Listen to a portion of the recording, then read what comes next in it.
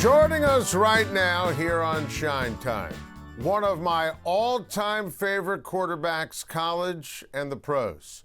My guy, the great Donovan McNabb. Donovan, how are you? I'm doing outstanding. How are you? I'm doing great. And listen, there are so many things we want to talk to you about, and I just want to start with you, right? Because we're going to get into the NFC East and Jalen Hurts, and I think it's important for people to kind of have a perspective. You took the Eagles to 5 NFC championship games, Super Bowl appearance, one of the great players in the history of the franchise. What are you most proud of from your Philadelphia Eagles career? It's about the wins. And, I'm not stat driven because I think all quarterbacks are measured by wins and losses. And I think the stats are just an added bonus to just the career that I had in Philadelphia and the players that I had the opportunity to play with. And for us to, like you mentioned, make it to the NFC Championship so many times and then to a Super Bowl, it's things that we'll never forget. Are there regrets? I mean, there could be, but I think it kind of molded us into the men that we are today after football. And we understand and appreciate that not everybody is blessed with the opportunity to do the things that we were able to do, and for us to be on that platform and to play and to represent ourselves first and foremost with the organization. It says a lot about us as players and the leader that we followed in Andy Reid. Listen, I always say when it comes to how you judge a team and a quarterback and a head coach, wins, division titles, and appearances in the Final Four. And I talk about that with the Patriots dynasty all the time, so I love that we reference that. And you talk about Andy Reid. Listen, I think he's arguably the best coach in the history of the NFL. I have him in my top 4. What makes Andy Reid such an incredible guy to play for? Well, the fact that he's a player's coach first and foremost, and he teaches you the fundamentals of the game and what it means to run certain routes versus different coverages that you see and versus the runs in the front 4 or why they play this particular defense is what blitzes to see. And so I think a lot of times is coaches come in and they bring their offense in and this is what we're going to run because it's been successful over the years. When you don't look at the talent that you have and you don't mold that offense around the talent that you have, and that's when you see just all of a sudden each and every year guys are going in and out and in and out. It's like, no, you have good talent. You just got to be able to create an offense that's suitable for those players to be very successful. And so for Andy, he's a guy you can pick up a phone and talk football or you can talk life with.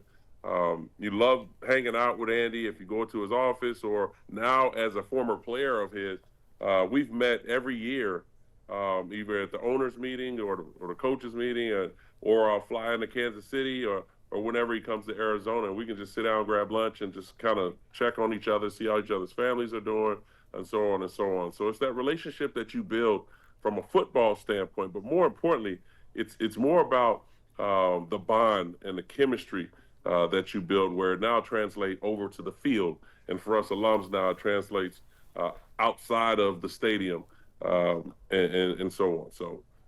He did an amazing job, obviously, with you in Philadelphia. He's done an amazing job with Patrick Mahomes in Kansas City. And, you can make the case, Patrick has become one of the all-time great quarterbacks in NFL history. I mean, the last 50 years for me, he's number 2 on my list. I mean, he's been sensational. Now, he's coming off a major injury. All signs, reports, he's going to be ready for week number 1. So what are your expectations for Mahomes, Reid, and the Chiefs this season? Well, yeah, there will be, a little slight part of his game that we're not used to because of the injury. I suffered the ACL injury myself. And just be able to trust that in the first couple weeks of the season is one in which, as a quarterback, it becomes frustrating at times. But there's a breakthrough that's going to happen this season where all of a sudden you see the Patrick Mahomes of old. Again, I know because I've been through it. And I think my game might have been the 5th game of the season, 6th game of the season, somewhere around there against Detroit, where I put up over 400 yards of passing, and we were explosive offensively. And it's going to happen for Patrick Mahomes as well. The good thing about what they did in the offseason was they brought in Walker, to run the football. They brought in some more possession guys. So you take pressure off of Patrick of trying to create the big explosive play when methodically now you can run the football, kind of get into the intermediate passing game. The extension of the run game will be the screen game and the quick game. And then as he gets into a fold and gets comfortable, then all of a sudden you start to see the Kansas City that we're used to. All right, let's get into the NFC East, and let's start with the Philadelphia Eagles. And I am dying to pick your brain here on Jalen Hurts because, look, Jalen has been sensational, won a Super Bowl, could have won another one, kind of went pound for pound, throw for throw with Patrick in the one that they lost against Kansas City. Last couple of years, it's been problematic. And we could talk offensive coordinator, right? No question about that. We could talk about what happened with A.J. Brown. We talk about, being reluctant to get under center or not throwing over the middle or whatever it is. Donovan, what do you think Jalen Hurts will bring to the table this year for the Philadelphia Eagles? A winner. And again, remember, I talked about quarterbacks are measured by your wins and losses.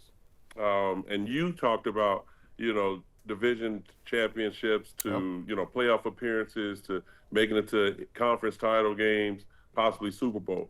That's everything that's on the resume of Jalen Hurts. Now, people want to see averaging 285 yards passing. They want to see 5,000 yards passing, the 30-plus touchdowns. Yeah, that's great. But if you're sitting at home first round of the playoffs and watching everybody else, then nobody cares.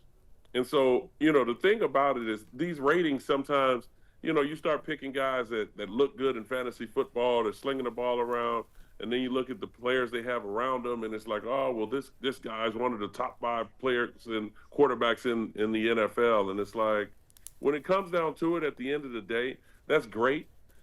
But I think if you ask any quarterback right now that's actively playing, take Patrick Mahomes out of it, I guarantee everybody would love to have the resume of Jalen Hurts.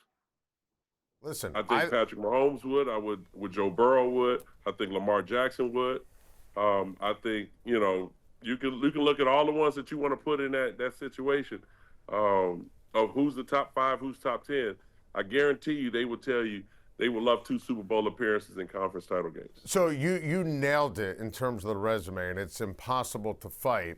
So let me throw it to you this way, okay? Because to me, and you can debate the order. If I said best quarterbacks in the NFL 2026, right?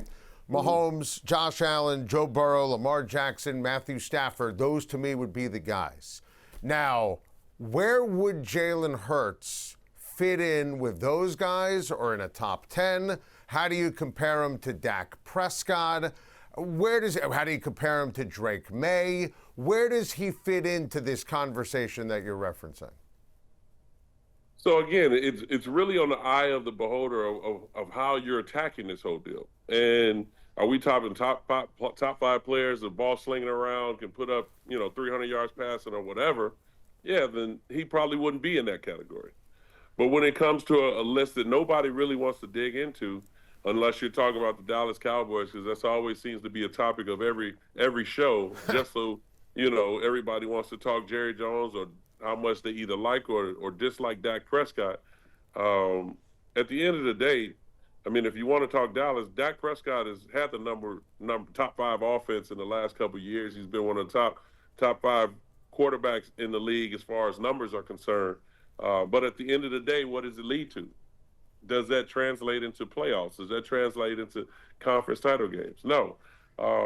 And so I just think it's 2 lists. There's always 2 lists because it's the fan favorites of who slings the ball around and it looks great, or if it comes down to what Patrick has done through his career or so far what Jalen has done in his career. And to me, that's what it is. I mean, there's 2 categories. And Matthew Stafford's in that as well. Because at one point, we were talking about Matthew Stafford like people talk about Dak Prescott when he had Calvin Johnson. Put up great numbers, but you don't translate the playoff wins. And so now he gets traded over with Sean McVay and the Rams, and it's a Super Bowl appearance, Super Bowl championship. Like, you know what I mean? And his resume changes where people are looking at. I mean, I don't even put Matthew Stafford in the list with some of these young guys because he's representing the old guys. And so he's in the super elite platinum package with outside of the Joe Burrows, the Josh Allens, the Patrick Mahomes, because again he's in this category, and then you have the rest of the list on this side. So I just at the end of the day, I hate when people want to list different guys because my list changes as well because at one point I had Joe Burrow as the second best quarterback in the league. But Joe hasn't done anything since he went to the Super Bowl, and he's been hurt all the other seasons. Josh and Lamar have been in that category consistently, but then people are now starting to try to fade on Lamar, and Lamar is a top three quarterback in this league. I don't care what nobody says. Listen, two-time MVP. I think he's absolutely sensational. I want to pick your brain on the Eagles trading A.J. Brown, which to me became a no-brainer. Right? Right. And it was a win for the Eagles. They already won the trade. They won a Super Bowl 4 years with the Philadelphia Eagles, won a championship. Right. 3 of those 4 years, first or second team All-Pro. Mm-hmm. And I kind of like what Howie Roseman did in terms of here's Mekhi Lemon, here's Hollywood Brown. Obviously you still have Saquon Barkley. Now, you had a variety, a cast in terms of different groups at the receiver position and tight end position. Phenomenal pass catcher out of the backfield in Westbrook. You maximize groups. You had T.O. for a period of time. That worked out brilliantly. Then it was time to go. So how did A.J. Brown positively and negatively impact Philadelphia? And was this the right thing for the Philadelphia Eagles to do? Well, it was a splash early on because remember at one point early on, Tennessee was giving A.J. Brown away. Yeah. I mean, they basically gave him away. And so what they traded for was pretty much almost nothing for him. And he came in, and I think he had a chip on his shoulder to prove people wrong. And so that benefited the Philadelphia Eagles, and they were able to maximize everything out of A.J. Brown till pretty much the cryptic messages and everything else that followed along. And that's when it was pretty much time to move on. I think the Philadelphia Eagles did a great job of timing of it all when they did do it. And I think now people are going to realize and give more credit to Devontae Smith. Devontae Smith is the number one receiver for that football team. And he's been the number one receiver for that football team over the last 2 years. And so I think now the offense kind of shifts a little bit where they can get him a little bit more involved, not just on deeper routes, but just getting the ball in his hands and allow him to make things happen for him. And the Mekhi Lemon, I think he brings a little bit more presence in the slot, as well as he can move outside and kind of one-on-one versus maybe a third corner or whatever it may be. That's creating mismatches. The tight ends as well in the draft that they brought in, athletic guys that can put pressure on safeties and linebackers. But at the end of the day, like I've been saying the last couple of years for Philadelphia, is they have to be able to establish the middle of the football field with their tight ends and running back. Saquon Barkley should be a little bit more involved in the screen game. And that's something that's an extension of the run game where you're not running, Saquon 25 times a game. You're giving him about 27 touches where he's running the football 18, 19 times, and then all of a sudden he's coming out with 6 or 7 catches. And so when you look at that now, that puts pressure on defensive coordinators because if you decide to blitz and Saquon gets out, he's going to outrun guys, he's going to run people over, and all of a sudden a 15 to 25-yard gain out of the screen game softens the defense up where now you can dictate whatever you want to do from an offensive standpoint. Yeah, I'm with you on Devontae Smith. I think he's been the number one guy. I think he's a star. I think he's going to have a monster season. So I'm curious when you stack Philly up because I'm not one of these guys who says Cowboys for clicks, right? I mean, I'm always pro Eagles, pro Philadelphia, pro Howie Roseman, but I do love the Cowboys this year. And rightfully so, you should. Like it's a change of what everybody has been asking for by bringing in some players on the defensive end. When offensively, if it was McCarthy, if it was whoever it may have been, Schottenheimer or whoever in the past. Offensively, Dak Prescott has done a wonderful job offensively. Now, they didn't have the running game consistently over the past years, and defense was pretty decent. They were in the middle of the pack at that particular time. Now they have a running attack, obviously the 2 receivers on the outside. They have a solid tight end. The offensive line, I think the shift of bringing some younger guys in is going to help them. Yep. But on the defensive side, yes, they're missing Micah Parsons, but they went into the draft and went and got valuable pieces in the secondary, also at the linebacker position, but more importantly, getting a couple pass rushers to be able to get upfield and apply pressure on the quarterback. Yeah, I have the Cowboys winning the division. I have Philly Oh, making. stop now. Slow down. Okay, so you still going to go Philly on the top of the division?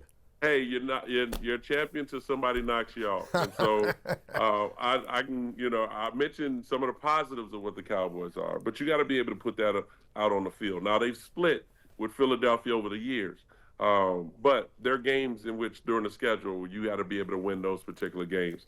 And so we'll see. I think Philadelphia will come out on top and win in the NFCs. I think this is the year the Cowboys do get to the playoffs. Now, what happens in the playoffs is it's up to them. So I'm fascinated to get your take on this because, the NFC East, and you lived it. I mean, all those games are pressure cookers. And for all those years, right, it was you never had consecutive division winners. If Philadelphia just did a great job going back to back. First time that's happened in over 2 decades. Now, it could be because of the market, New York, D.C., Dallas, Philadelphia. I believe we were the team that did it when we went back to back. 100%. You didn't have to bring up it was 20 years though, Adam. Come on. We're both getting old, Donovan. Let's be honest. I mean, we graduated Syracuse together. So yes, indeed. So what is that all about when you look at the pressure as a signature player in the NFC East? Because the game, you're always in that 425 slot. There's a lot of expectations. Right. Even in a down year for whatever team is down, quote unquote, in the division, it's not easy to win on the road in the division. Why is that the case in the NFC East always? It's funny. I mean, it's in the NFC South as well. You look at the AFC North and even the black and blue, old school black and blue division, or the NFC North. It's the same teams pretty much. And I think when it comes to the NFC East, you have teams that all of a sudden start to rise in certain years, and that would be the Washington Commanders, formerly of the Redskins. They were that team where, it was this year all of a sudden that defense started playing well. Offensively, they started creating opportunities for running backs and receivers, and their quarterback was playing well at that time. But it's always pretty much had been the Cowboys and the Eagles. And so I think when it comes down to the NFC East, as I mentioned, the team that we don't really talk about much, and that's with Jaden Daniels coming back healthy, is the Commanders. Remember, 2 years ago, they were in the NFC Championship. And so the next year, which was last year, they kind of went through some ups and downs with injuries and things of that nature. But I won't count them out as well. So I think this is going to be another year. I've talked about mentioning the Eagles win the division. But I think when it comes down to it, the Cowboys and the Redskins is always a rival anyway. Just like the Redskins and the Cowboys are rival to Philadelphia. So it's going to be one of those times where it's going to come down to a team that has to win at home, and they end up losing at home, and then they got to fight themselves back to possibly get back on top. What's your take on Jaxson Dart, John Harbaugh, and the Giants? Big fan of John Harbaugh. John was a part of the Philadelphia Eagles run that we had when I was there for a decade. He's done a great job in Baltimore. So excited for him. I just think the Giants will be fourth in our conference, our division. But I think when it also comes down to is, can Jaxson Dart stay healthy? Can Cam Scatterboo stay healthy? What are we going to get from Malik Neighbors, and when will he now start to evolve? You bring Odell Beckham, but is it the Odell Beckham that we've seen when last time he was with the Giants? Or is it the Odell Beckham after playing with the Rams? And so I think for John, it's a big climb for him. I think he's going to mold those guys into what he wants from them. I don't know if this is the year for him, but I think 2-3 years from now, all of a sudden things will start to evolve for the New York Giants. And we'll see everything that people expect at this particular point in 2 to 3 years. Obviously, I mentioned Syracuse. Everyone knows the connection. And listen, I think about these great moments. And literally, my 4 years in college were your 4 years as the starter. And, every single game mattered. The dome was rocking. I mean, I was calling the games for WAER when, we beat Miami and you're coming off the field. We won 60-10. I was just talking to Dan Morgan about that. Oh, 66-13. Yeah, 66-13. It was unbelievable. And you got that big ovation. We won at Michigan in the Big House, the Gator Bowl. I mean, we could go on and on. My personal favorite moment, McNabb to Berminski. Do you have a favorite play from our time at Syracuse together? Favorite moment? Steve will be very excited that you mentioned that versus the Virginia Tech Hokies. That was a great game. My mom ran out on the field. I don't know how she jumped from the bleachers onto the turf. But her and Rob Conrad's mom jumped on the field. That was kind of a sight to see. I would, personally, I would mention the Miami game. And the only reason I mentioned the Miami game because that was senior day. And that was my last home game, in the Dome. And so to beat Miami 66-13 wasn't so much about the score, but it was everything that it was involved in the game. From the intro and the beginning of the game to the way we played offensively and defensively, and then to finish the game off where, our backup quarterback came in and I came off the field. And I think they might have played the Star Wars theme song when I came off, and to look up in the stands and to see my dad and mom just kind of in awe of everything that's happened through my 5-year career at Syracuse, and for it to end like that in the Dome was special. That was one of the great days I've ever been a part of, seriously. And I love that you mentioned that. It was an ass kicking, it was a celebration, it was just a sweet and special day. Final one before we let you go, and I do love Fran Brown. How do we get Syracuse football back to being relevant and dominant? Well, I mean, in the world of NIL and the transfer portal, he's been heavy in the transfer portal, getting guys from other Power 4 schools, and so to try to mold them to be able to get that chemistry like we wanted.